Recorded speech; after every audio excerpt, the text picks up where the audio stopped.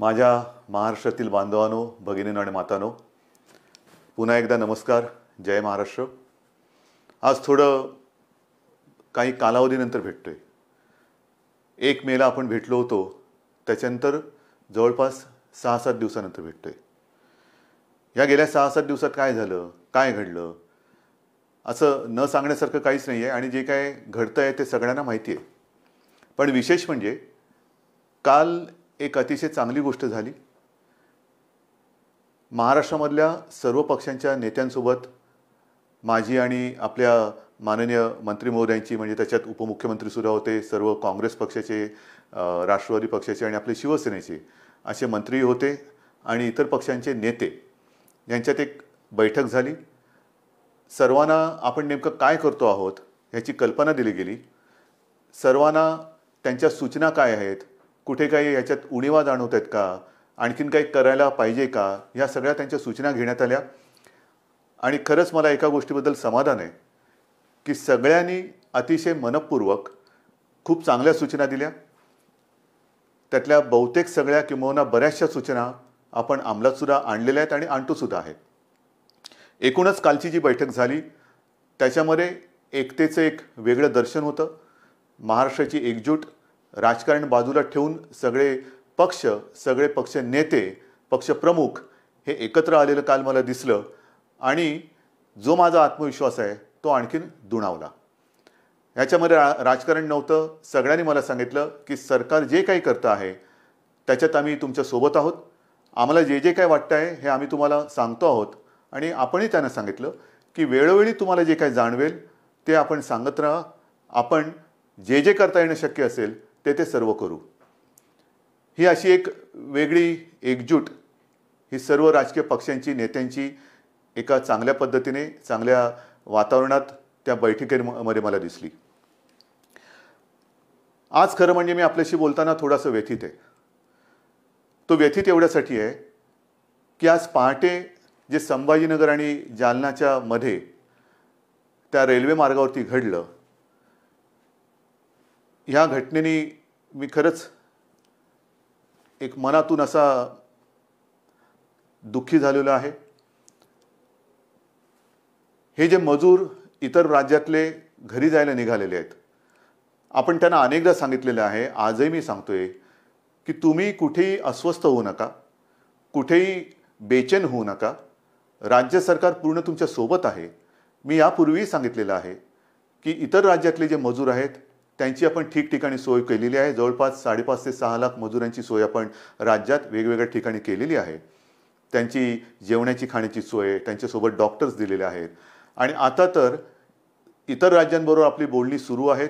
इतर राज्यांमध्ये सुद्धा ट्रेन, रेल्वे आपण सुरू करून ज्या ज्या राज्यांमधले हे मजूर जिथे जिथे जाऊ इच्छितात तिथे केंद्र सरकार, आपलं राज्य आणि ज्या राज्यात हे जाऊ इच्छित आहेत त्या राज्यांच्या सरकारबरोबर बोलून आपण ह्या ट्रेनची सोयसुद्धा केलेली आहे. सुरुवात झालेली आहे. 1-2-5 दिवसापासून ट्रेन सुरू झालेल्या आहेत. मुंबईतून सुरू होत आहेत, पुण्यातून सुरू होत आहेत. पण हे करत असताना गर्दी होता कामा नये. जर गर्दी उसळली तर तुम्हाला माहिती आहे धोका अजून आपल्या अवतीभोवती फिरतोय. धोका काय टळलेला नाही, संकट टळलेलं नाही आहे. गर्दी झाली तर पुन्हा हे सगळं ठप्प होईल. आणि म्हणून मला असं वाटतं की ह्या सर्व मजुरांना मी सांगतोय, मजदूर आहेत, कर्मचारी आहेत, इतर नागरिक आहेत, कि आपको परेशान होने की कोई आवश्यकता नहीं है. आज तक जिस संयम आपने जो बनाए रखा है, संयम बनाए रखे. महाराष्ट्र की सरकार पूरी तरह से आपके साथ है. आपका सहयोग हम दोनों के लिए अच्छा रहेगा क्योंकि संकट बहुत ही गंभीर है. जैसे मैंने अभी अभी कहा कि महाराष्ट्र सरकार और जहां भी आप जाना चाह रहे हो उस राज्य की सरकार और केंद्र की सरकार आपस में बात चल रही है. रेलवे की व्यवस्था हो रही है, बस की व्यवस्था हो रही है. जैसे उपलब्धि बढ़ती जाएगी हम आपको बताते रहेंगे. पण हे करताना कुठेही अफवेला बळी पडू नका. कारण कोणतरी सांगते की इथून ट्रेन सुरू होणार, मग ही गर्दी तिकडे जाते. आता काल जे घडलं, आज पहाटे जे घडलं, अत्यंत दुर्दैवी आहे. खरं म्हणजे संभाजीनगरवरून ट्रेन सुरू होत आहेत, ट्रेन सुरू झालेल्या आहेत. पण ही जी लोक होती ती रस्त्याने न जाता रेल्वे रुळावरून निघाली. कारण त्यांना भुसावळला जायचं होतं. आता खरं त्यांना कोणी सांगितलं भुसावळला जायला, कल्पना नाही. पण भुसावळला जाताना चालून चालून थकली आणि मध्ये करमाड नावचं गाव आहे, तिथे त्या रेल्वे ट्रॅकवरती बसली. पहाटेचा सुमार होता, थकलेले होते, बसले, तिथेच डोळा लागला आणि दुर्दैवाचा घाला आला. खरंच हे अत्यंत दुर्दैवी घटना आहे. मी मनातून अत्यंत दुःखी झालो ह्या सगळ्या घटनेबाबत. आणि पुन्हा पुन्हा सांगतो की कृपा करून जिथे आहात तिथेच थांबा. राज्याची यंत्रणा जी आहे ती आपल्या संपर्कात आहे. जसजशी आपली सोय होईल तसतसं आपण तुम्हाला घरी पाठवतो आहोत. तुम्हाला घरी पाठवल्याशिवाय आम्ही शांत बसणार नाही. पण शांती ठेवा, अस्वस्थ होऊ नका, कुठेही गडबड गोंधळ करू नका. अत्यंत शिस्तीत आणि संयमाने आपण हे काम करतो आहोत. पण त्याही राज्याच्या काही सुरक्षेच्या दृष्टीने अटी आहेत, चेकिंग असेल, काही असेल, ह्या सगळ्या गोष्टी होत आहेत आणि ते करून आपण ही सगळी व्यवस्था करतो आहोत. दुसरी गोष्ट, गेले 2-3 दिवस मुंबईमध्ये एक अफवा आहे. अफवा काय? मुंबई लष्कराच्या ताब्यात देणार, मुंबई लष्कराच्या ताब्यात देणार, मुंबईमध्ये लष्कर येणार, मग लॉकडाऊन होणार, सगळी दुकानं बंद होणार. लष्कर कशाला पाहिजे? आणि आजपर्यंत मी जे काही केलेलं आहे तुम्हाला सांगून आणि तुम्हाला विश्वासात घेऊन केलेलं आहे आणि तसाच मी करणार आहे, तसंच करणार आहे. आपल्याकडे सुद्धा तुमच्या लक्षात असेल की लॉकडाऊन करताना टप्प्याटप्प्याने आपण करत गेलो. पहिल्या काही गोष्टी बंद केल्या, नंतर काही गोष्टी बंद केल्या, त्याच्यानंतर काही केल्या, असं करत करतच आपण पुढे गेलो. त्याच्यामुळे लष्कराची काहीच गरज नाही आहे. आणि मी तुम्हाला पहिल्या माझ्या भेटीतच सांगितलेलं आहे की ही जी लढाई आहे ह्याच्यामध्ये जवान आपण सगळेजण आहात. ते जे जवान आहेत ते सरहद्द सांभाळत आहेत, पण हे जे युद्ध आहे हे आपल्याला लढायचं आहे आणि तसं तुम्ही ते लढतात. संयमाच्या आणि जिद्दीच्या जोरावरती लढतात. लष्कराची आवश्यकता नाही आहे, लष्कर मुंबईत येणार नाही. पण जी एक आपण काळजी घेतोय, या सगळ्या गोष्टी मला तुम्हाला पुन्हा पुन्हा मी मुद्दामून सांगतोय, कारण आपल्या मनात कुठे गोंधळ गडबड होता कामा नये, गैरसमज तर अजिबात होता कामा नये. मी पहिल्या दिवसापासून सांगतोय की हे संकट गंभीर असलं तरी सरकार खंबीर आहे. मग खंबीरता म्हणजे काय? काही दिवसापूर्वी पाहिलं असेल, मी स्वतः या बांद्रा कुर्ला कॉम्प्लेक्सच्या मैदानात गेलो होतो, जिथे मोठं आपण कोविड केअर सेंटर उभारतोय, प्रथम उपचार केंद्र.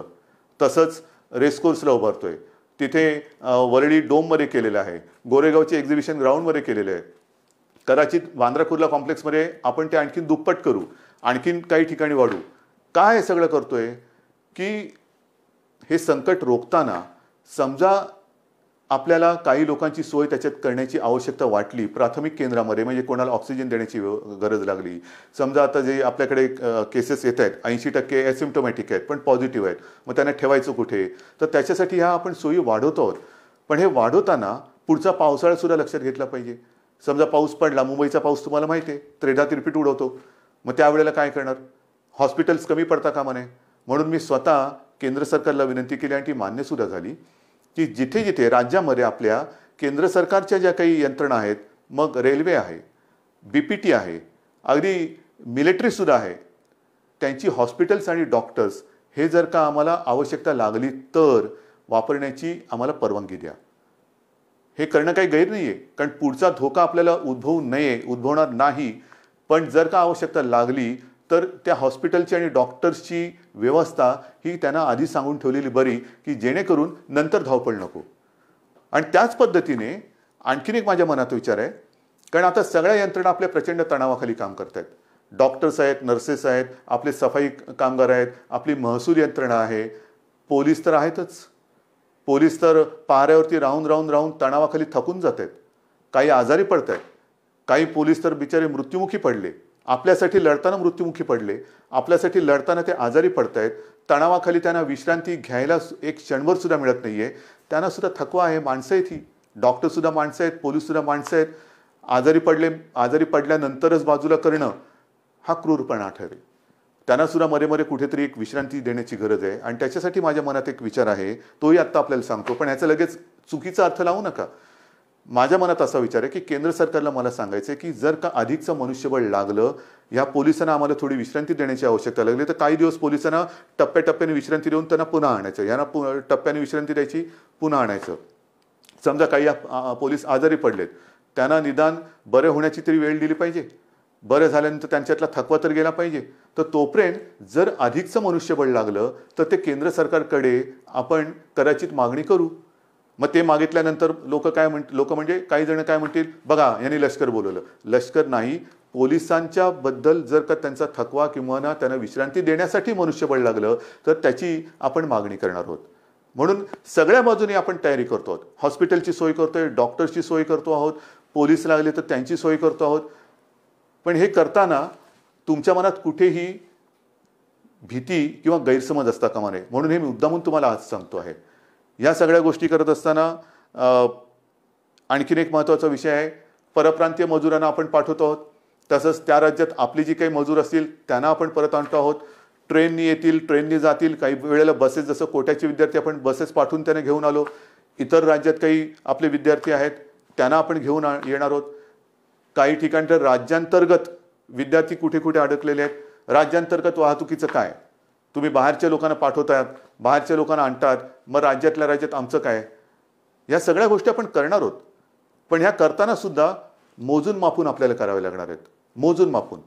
आपण गेल्या वेळेलाच मी सांगितलं होतं की आपल्या राज्यात रेड झोन, ऑरेंज झोन आणि ग्रीन झोन असे 3 झोन केलेले आहेत. त्याच्यात ग्रीन झोनमध्ये आपण जरा शिथिलता जास्त दिलेली आहे, ऑरेंज झोनमध्ये त्या प्रमाणात शिथिलता दिलेली नाही, आणि रेड झोनमध्ये त्यातल्या त्यात कंटेनमेंट झोन एरियामध्ये तर बिलकुल आपण शिथिलता आणत नाही आहोत, अजिबात नाही.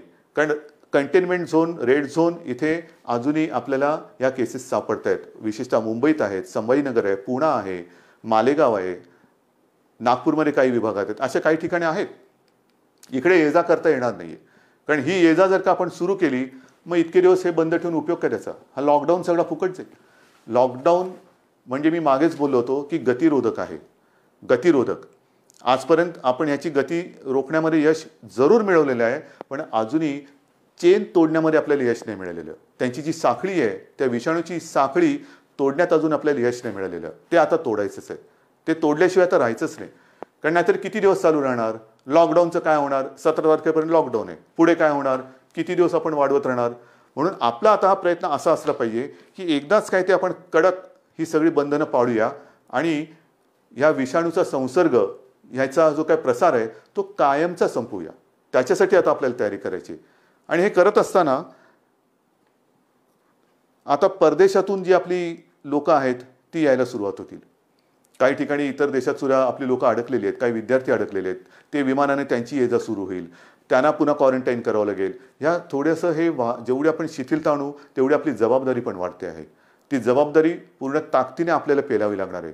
आणि म्हणून आपल्याला जी मी विनंती करतो आहे की आपलं जे सहकार्य आजपर्यंत तुम्ही दिलेलं आहात तेच यापुढे सुद्धा काही दिवसासाठी हे आपल्या सरकारला तुमच्यासाठी लागणार आहे.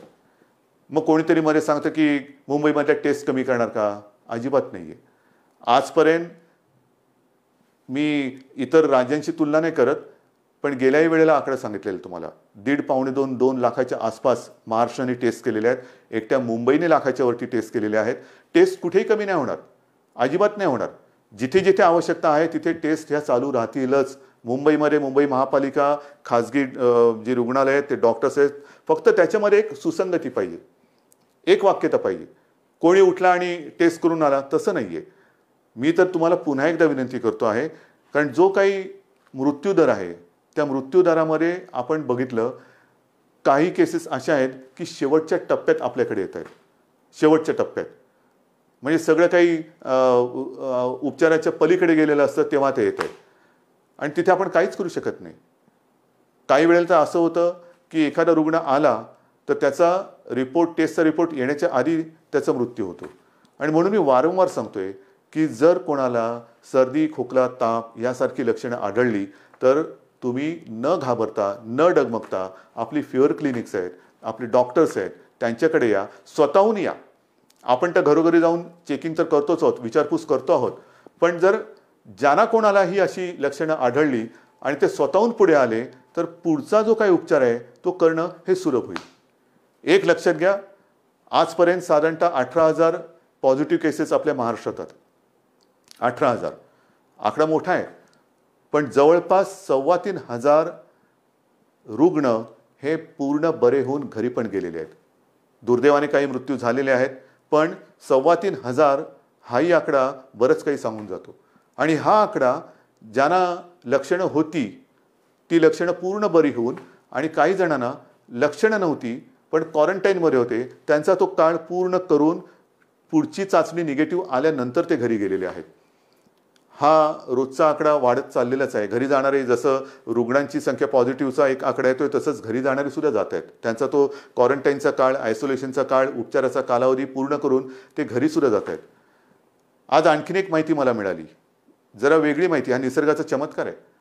आपल्या इथे ह्या जेव्हापासून हा लॉकडाऊन वगैरे झाला त्यावेळेपासून काही ज्या महिला होत्या त्यांची प्रसूती झाली, त्यांच्यापैकी काही ह्या कोविड पॉझिटिव्ह होत्या, कोविड पॉझिटिव्ह आहेत, पण त्यांची बाळं जी आहेत त्यांना कोविडची बाधा झालेली नाही. हा एक चमत्कार आहे. म्हणजे आईला कोविड पॉझिटिव्ह आहे पण बाळ हे निगेटिव्ह आहे, त्याला कोविड झालेलं नाही आहे, बाळ सुखरूप आहे, असाही चमत्कार आहे. आणि त्याच्यानंतर ते बाळ त्या आईसोबतच आहे. हा एक निसर्गाचा चमत्कार आहे. ह्या काही गोष्टी घडत आहेत. तर अशाही गोष्टी आहेत. ह्याच्यामध्ये खबरदारी घेणं हा एक महत्त्वाचा भाग आहे. त्याच्यानंतर काही वेळेला काही घटना घडतात, जसं काल एक आपण बघितलं असेल की हॉस्पिटलमध्ये गलथानपणा नाही, अजिबात चालणार नाही. मी माणुसकी समजू शकतो, माणुसकीचा धर्म समजू शकतो, पण त्याच्यामध्ये गलथानपणा अजिबात सहन केला जाणार नाही. जसं मी वारंवार सांगतो की पोलीस आणि डॉक्टर यांच्या रूपात देव आपल्यासोबत आहे. त्यांच्याशी कोणी हुज्जत घालू नका, त्यांच्यावरती हल्ले होता कामा नये. हल्ले केले तर कडक कारवाई होईल. तसंच डॉक्टर्स आणि यांनाही सांगतोय की हॉस्पिटलमध्ये गलथानपणा होता कामा नये, अजिबात नाही. काही मदत लागली सरकारसोबत आहे, महापालिकासोबत आहे, गलथानपणा करायचा नाही. म्हणजे सगळं चांगलं चालू असताना कारवाई करण्याची वेळ आमच्यावरती आणू नका, कारवाई करू नका. तिकडे गलथानपणा आणि दप्तर दिरंगाईला अजिबात क्षमा केली जाणार नाही. कारण नाहीतर हे सगळं करतोय कोणासाठी? मी परवा जे काय गेलो होतो बांद्रा कुर्ला कॉम्प्लेक्स रेसकोर्समध्ये आपण करतोय, सगळं करतोय.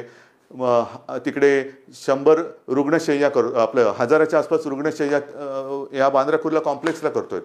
त्याची क्षमता मी आता दुप्पट करायला सांगतोय. काय आपल्याला फर्निचरचं दुकान नाही काढायचं की बघा किती बेड्स आहेत आमच्याकडे उपलब्ध आहे, कोणी आणि झोपून जा? नाही, त्याच्या मागे एक गांभीर्य आहे. ही आवश्यकता लागू नये ही माझी प्रार्थना आहे. पण ही सोय सुविधा वाढत असताना आपल्याला डॉक्टरची सुद्धा आवश्यकता लागणार आहे, परिचारिकांची आवश्यकता लागणार आहे. कोविड योद्धा म्हणून मी आपल्याला आवाहन केलं होतं, त्याच्यात अनेक जणांनी प्रतिसाद दिलेला आहे. आज मी आयुषच्या डॉक्टरना सुद्धा विनंती करतो आहे, आवाहन करतोय की तुमची सुद्धा आम्हाला गरज आहे. होमिओपॅथी डॉक्टरची सुद्धा आवश्यकता आहे. आयुर्वेदचे डॉक्टर असतील, तुम्ही या. आपण सगळे मिळून एकजुटीने या संकटाचा सामना करूया. सगळे एकत्र आले ठीक आहे ना. काही वेळेला गंभीर आजार असेल तिकडे ॲलोपॅथी चालेल. जर का आपल्याला प्रतिकारशक्ती वाढवायची असेल त्याच्यासाठी होमिओपॅथी किंवा आयुर्वेद चालत असेल, जरूर या. कदाचित हे सगळे आपले आयुषचे डॉक्टर्स आणि या सगळ्या डॉक्टरशी फिवर क्लिनिकमध्ये मदत होणार असेल, सर्दी खोकला ताप आहे की नाही बघण्यासाठी, तेवढंच आपल्याला हॉस्पिटलमध्ये काम करणाऱ्या डॉक्टरांवरचा ओझं ताण हा कमी करता येईल. म्हणून मला आपल्याला ह्या सगळ्यांची आवश्यकता आहे. आणि त्याच्यासाठी मी आज आपले डॉक्टर लहाने साहेब त्यांना सुद्धा सांगितले की डॉक्टर साहेब अर्थात ते सुद्धा दिवसरात्र मेहनत करतातच आहेत, कोणी मेहनतीमध्ये मागे पडत नाही आहे. त्यांनी सुद्धा आता पुढाकार घेतलेला आहे. डॉक्टर ओक आपल्यासोबत आहे, टास्क फोर्स आपल्यासोबत आहे, सगळे आपल्यासोबत आहेत. आणि हे करून आपण ही लढाई अधिक मजबूतीने आता लढत आहोत. म्हणून मला हात जोडून विनंती करायची की हा जो आता लॉकडाऊनचा टप्पा आहे हा सतत आता वाढवत जायचं की नाही जायचं, लॉकडाऊनचं काय करणार हे तुम्ही ठरवायचं आहे. जेवढं तुम्ही शिस्त पाळाल, जेवढं तुम्ही बंधनं कडक पद्धतीने पाळाल, तेवढं लवकर आपण या संकटातून बाहेर येऊ. कोणालाही आनंद नाही आहे लॉकडाऊन वाढवण्यामध्ये. लॉकडाऊन वाढवणं म्हणजे पिंजऱ्यात बसल्यासारखं आहे, कोण वाढत बसल्यासारखं आहे. आत्ता ते बसण्याची गरज आहे. आणि ती शिस्त अजूनही मला काही ठिकाणी बिघडलेली दिसते. मग मुंबई असेल, इतर शहरं असतील, ही शिस्त बिघडवणं म्हणजे आपण आपलं संकट लांबवणं आहे. जेवढं तुम्ही हे बंधन तोडायला बघाल तेवढं हे बंधन अधिकाधिक तुमच्या भोवती आपला फास आवडत जाईल. म्हणून हे बंधन पाळणं, शिस्त पाळणं, लोकांमध्ये न मिसळणं, एकमेकाशी आता ह्या कालच्या त्या सर्वपक्षीय बैठकीमध्ये जो मी एक शब्द वापरला होता फिजिकल डिस्टन्सिंग, सोशल डिस्टन्सिंग म्हणजे जरा त्याचा अर्थ वेगळा होतो. सामाजिक अंतर नकोय. थोडंसं आपल्याला एकमेकापासून अंतरावरती राहणं, मग त्याला शब्द फिजिकल डिस्टन्सिंग म्हणायचं आहे किंवा आणखीन काय म्हणायचं आहे, काही म्हणा, पण ते अंतर ठेवून आपल्याला पुढचा काही काळ तरी तोंडाला मास्क लावून हात सतत धुत राहून हा असा काही काळ आपल्याला काढावं लागेल. हे संकट अजूनही कोणाला अंदाज येत नाही आहे. काही जण आता म्हणायला लागलेत कोरोनाबरोबर जगा. कोरोनाबरोबर जगा म्हणजे कसं जगायचं? हे असं घरात राहून? हे नाही चालणार आपल्याला. आपला महाराष्ट्र, मी अनेकदा सांगतोय, मला लष्कराची अजिबात गरज नाही आहे, कारण हा शिवरायाचा महाराष्ट्र आहे. नुसते आपण बोलताना शाहू फुले, आंबेडकर, गाडगे महाराज यांची नावं घेऊन उपयोग नाही आहे. त्यांनी जे काय आपल्याला शिकवलेलं आहे, छत्रपती शिवाजी महाराजांनी सुद्धा आपल्याला लढायचं कसं हे शिकवलेलं आहे. आणि त्यांची परंपरा असलेला महाराष्ट्र, इथे मला लष्कराची आवश्यकता नाही. माझा प्रत्येक नागरिक हा जवान आहे, हा सैनिक आहे, आणि तो या लढाईमध्ये स्वतः लढून या विषाणूवरती मात केल्याशिवाय राहणार नाही. हा तुमच्याबरोबर माझा सुद्धा आत्मविश्वास आहे. म्हणून पुन्हा एकदा सगळ्यांना सहकार्याची विनंती करतो, धन्यवाद देतो. जय हिंद, जय महाराष्ट्र.